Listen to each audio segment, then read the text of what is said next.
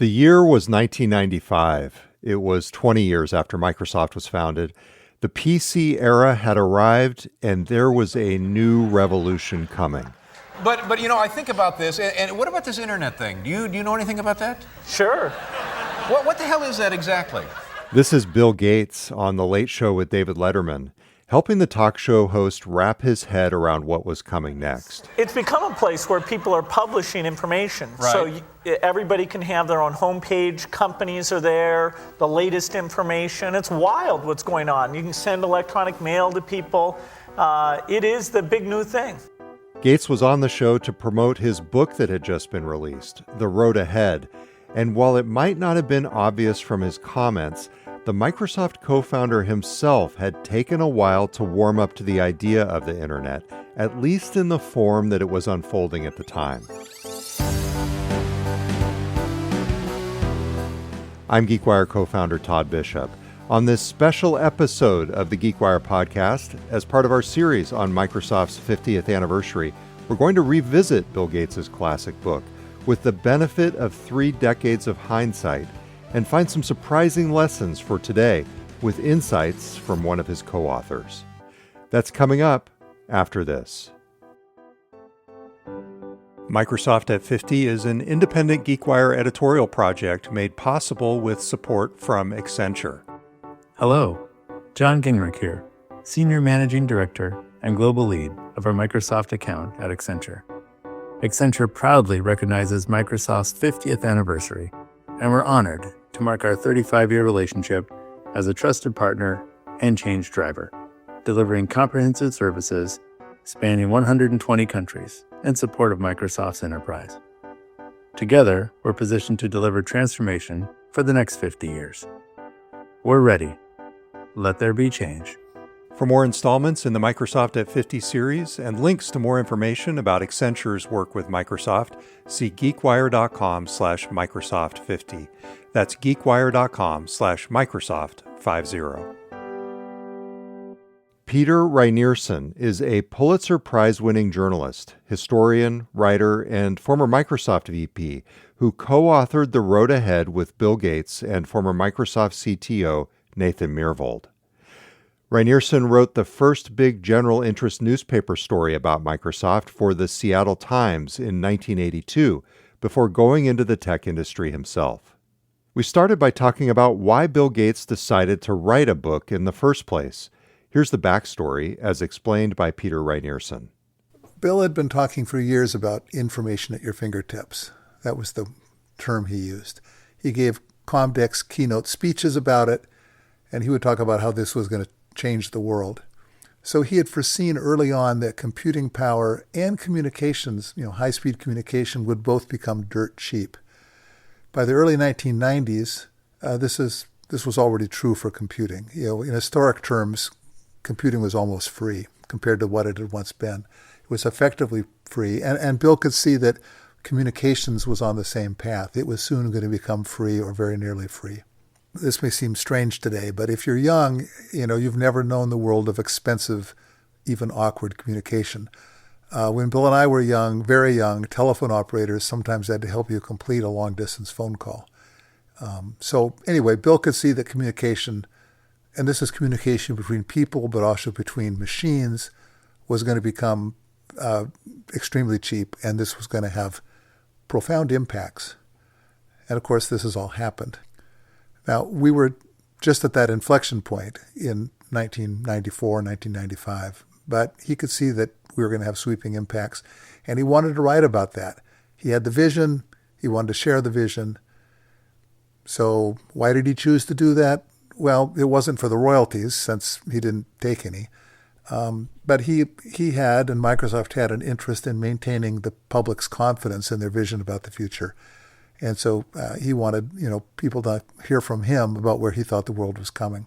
So there was some positioning value to him in doing that. And it was very successful, I think, by that measure.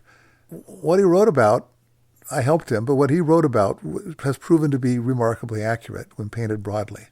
Here's how the writing process and the collaboration worked between Bill Gates and Peter Reinertsen.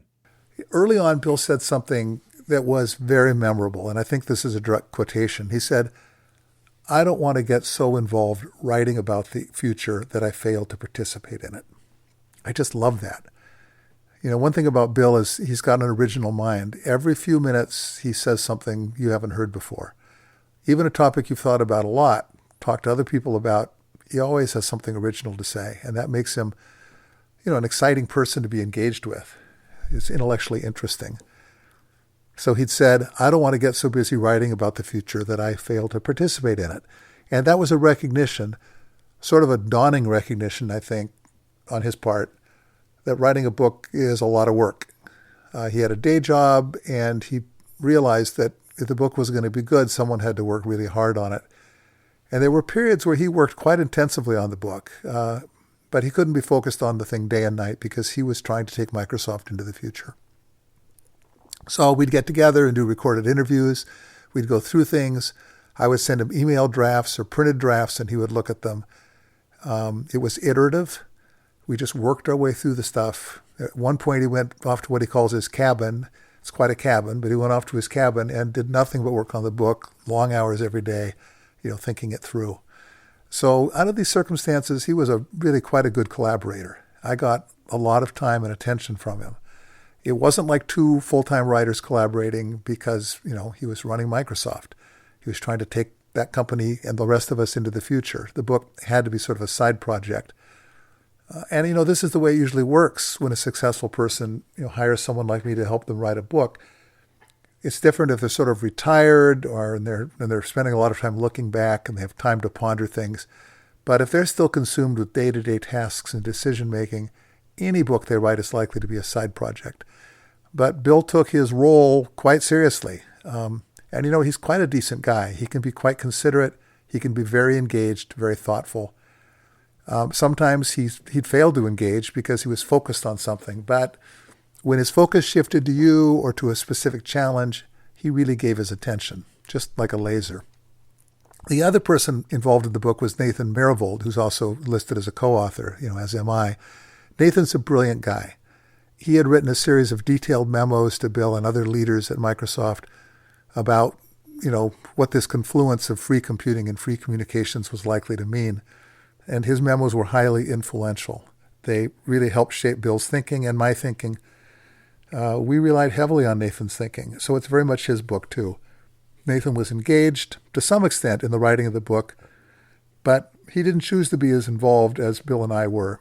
He was an intellectual engine that was providing a lot of really good material. So the book's absolutely his, and his contributions were invaluable, but he just wasn't part of the day-to-day dynamic of the book, although he could have been if he'd wanted to be. As Reinierson recalled, the reaction to the book at the time really depended on who was reading or reviewing it. If you look at the paperback edition that you and I have both been reading from recently, in the beginning there are reviews that are quite laudatory. Frank Rich, who's a celebrated critic at the New York Times, or who was, he had great things to say about the book, as did some other people. There were also people who had critical things to say about the road ahead, and often they were tech journalists. For them, the book wasn't novel enough or technical enough. They would say, well, people already said this stuff. And Bill and Nathan together certainly had the capacity to write a book that would be so dense and so sophisticated that many of these tech journalists would have been lost in it. They would have really had to work their way through it. But that wasn't the book Bill wanted to write. He wanted to write a book that his mother, a very bright woman, very interested woman, but not somebody who spent her days thinking about technology. He wanted a book that his mother could read and understand. He wanted people to be able to read it one time through and come away understanding something important. So that was his target. If you think about the way the book was received, lots of praise, also some criticism. A good amount of that criticism was on point. I mean, they made some good points about the weaknesses of the book. The hardback edition almost entirely ignored the internet, for example. But the book succeeded in explaining, to a typical bright reader, someone like Bill's mother, what was happening. And yeah, there was some eye rolling. People would say, well, who's this rich guy to be writing this book? But the book achieved a lot. And in the 30 years since it was published, I've met a lot of people who said the book had been important to them personally. It was, for many of them, the first detailed exploration of what was coming. But in line with the classic pattern of Microsoft products, they didn't completely nail it until the follow-up release of the book. When we started the book in 93, 94, Bill and Microsoft wanted MSN to be the interactive network. They absolutely believed the world was going to be transformed by an interactive network. They just didn't expect this network to be the internet. The internet was just this little thing at the time. They were hoping that the network was going to be MSN, and that's where they were putting their money and their attention. We finished the hardback book in, I think it was July of 95, for release in November for the Christmas market. And just when we were shipping the book off and could no longer make any changes, Bill came to the realization that the internet was taking off. It was gaining what economists call network effects, and it was going to be unstoppable. So at that point, he realized kind of abruptly that MSN had to become something else because the new interactive world was going to revolve not around MSN, but around the internet, and Microsoft was not going to be able to beat the internet. So the company had to get with the internet. It had to get with it quickly and in a big way. So at this point, we had a book being printed that was remarkably insightful in a big picture way about, what was coming, but it ignored the budding internet. Meanwhile, Bill was rapidly reinventing Microsoft around that budding internet. Consequently, the word internet only showed up a couple of times in the hardback edition of the book that came out in 95. You'll hardly see the word. Instead, people at the time were talking about the information superhighway. That was the term. And we tightened that up a little bit to just say the information highway or just the highway. Kind of a strange metaphor, actually, but that's what was going on at the time. Anyway, in the hardback book, you read about the highway, the highway, the highway, the highway. And in the paperback book that came out a year later in 1996, you would read about the internet, the internet, the internet, the internet. I think there were more than 450 references to the highway that I rewrote to embrace the internet. And this wasn't a search and replace activity. We revisited every sentence of the book, and most of the sentences were changed. Plus, we added 20,000 words. The paperback is 20,000 words longer than the hardback. So this was a major version 2.0 for the book. Even with the rewrite, the overall vision of the book remained much the same. And many of the predictions ended up so close to reality in 2025 that it's easy to name their modern equivalents. Here are just a few examples. Quote, kids in school will be able to produce their own albums or movies and use the net to make them available to friends and family. Of course, that's YouTube and TikTok and many other social and video apps these days. Quote, your misplaced or stolen camera will send you a message telling you exactly where it is, even if it's in a different city. Of course, that's location-aware devices and tracking apps like Apple's Find My. Quote, if you're watching a video of Top Gun and think that Tom Cruise's aviator sunglasses look really cool, you'll be able to pause the movie and buy them on the spot. Those are known today as shoppable product placements, and Amazon and other companies are rolling them out. Of course, as a bonus, Tom Cruise and Top Gun are still around in 2025. And then one last example from the book. A video camera will let the PC recognize who is using it so that it can better anticipate the person's needs or carry out policies. Of course, this is biometric authentication at its core, and it's available through a variety of devices, including Windows PCs. But there was something else that struck Peter Rynearson when he revisited The Road Ahead recently in preparation to talk with me for this series. Readers of the book in the 1990s used it to understand the future, but in 2025, it's also a lens on the past. If you read The Road Ahead today, you're reminded of how different the world was when it was written. It was written as a look into the future, but now we're on the other side of this divide, and we're resoundingly in the digital world, so it's become a way to look back at the analog world. 30 years ago, you could look forward at this digital world and marvel and say, wow, I wonder if this is really going to happen. Are you really going to be able to look up anything, anytime? Are phone numbers really going to be for people, not for places? Are we really going to tolerate losing so much privacy? The prospect, seemed amazing. Now you read the book and say, wow, I forgot how different the world was back then. Or if you're young, you think, wow, how different the world must have been. Older adults have lived through this divide, this watershed moment. as the world has shifted.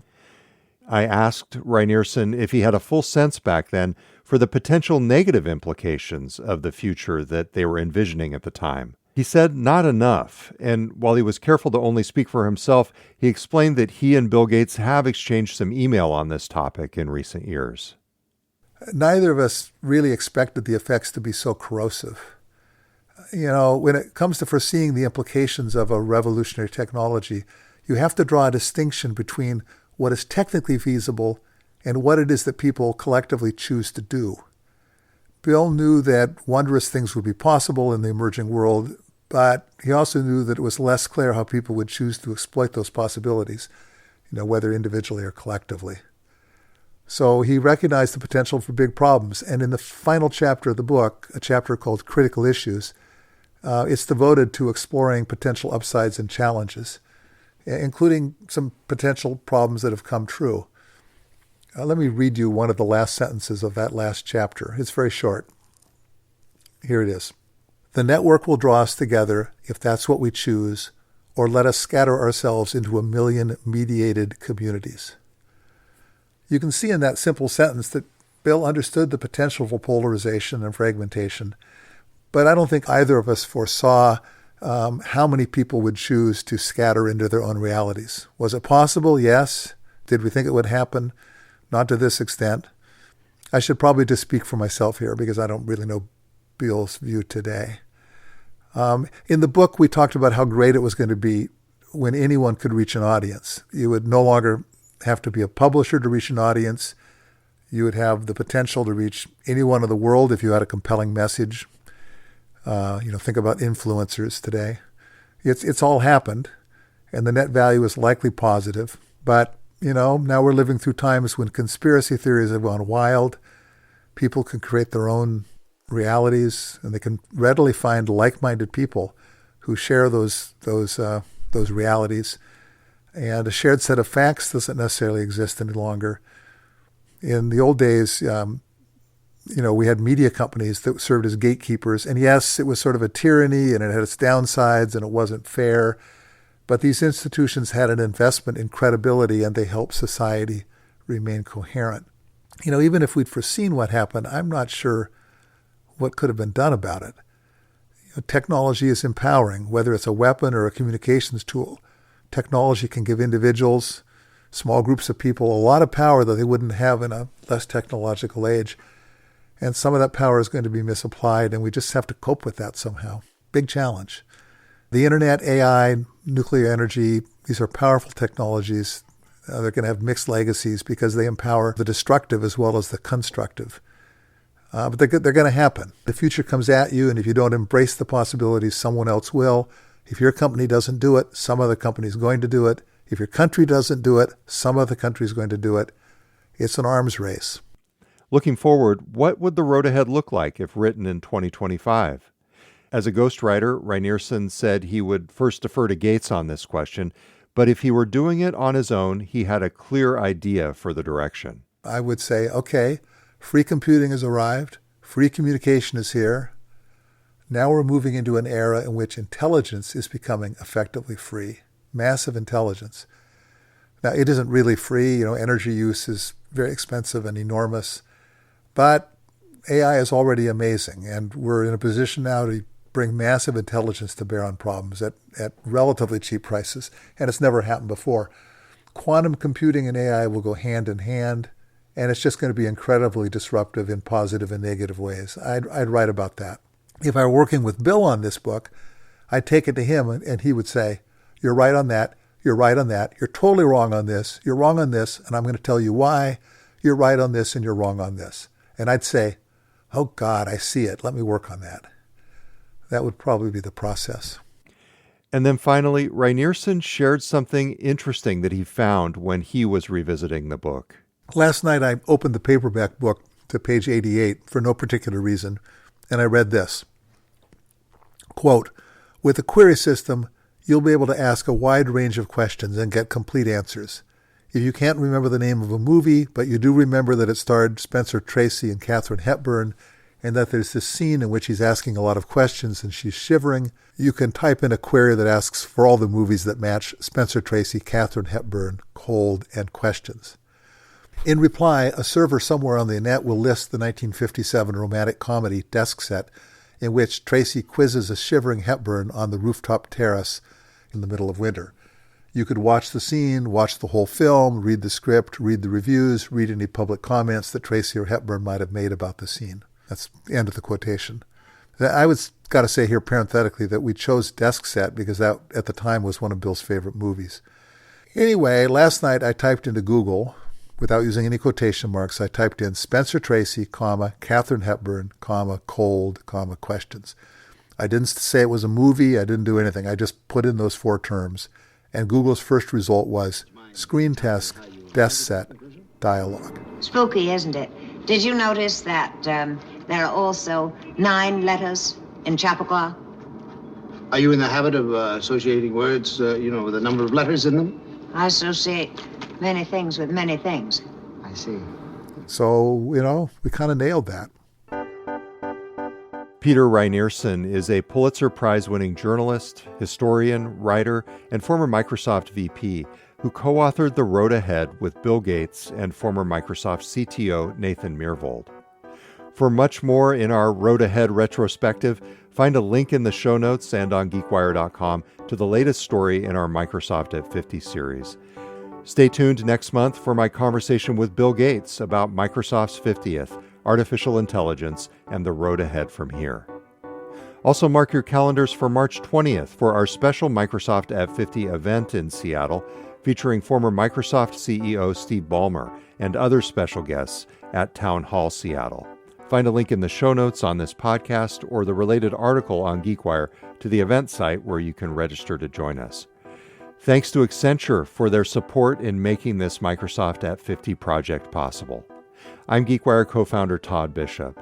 Thanks for listening. We'll be back this weekend with our regular weekly episode of the GeekWire podcast.